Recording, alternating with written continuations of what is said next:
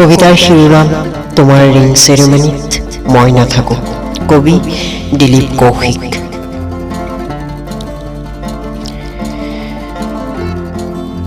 ফাগুন ফুলিছে অনামিকা, অহমিকা ফাগুন। পলাশ শিমলুৰ হেঙুল আকাশ নামিছে তোমাৰ পদূলিত। কৃষ্ণচূড়াই পিৰিতি ৰেঙা চোলা পিন্ধিছে তোমাৰ ৰিং চেৰেমনিৰ দিন চাপিছে। তোমাৰ দুহাতত জেতুকাই বৰণ সলাইছে। ফাগুন নামিছে অনামিকা, অহমিকা ফাগুন। মদাৰৰ ৰঙা বাঁহীত বেথাৰ সুৰ বাজিছে। সৰা পাতে দুচকুৰ চাপৰিত বন জুই জ্বলিছে।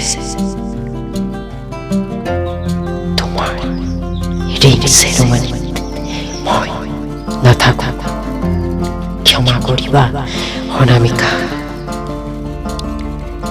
ৰিঙা পোহৰৰ বুকুত মোৰ ভাল হোৱাৰ পৰা নবেলিয়ে বাগৰ সলাইছে। যেন ধূলিয়ৰি এন্ধাৰত এটি লণ্ঠন জ্বলিছে। তোমাৰ আঙুলিৰ প্ৰেমিক শব্দৰে নীলা লেফাফা মইতো আৰু নুখোলো অনামিকা।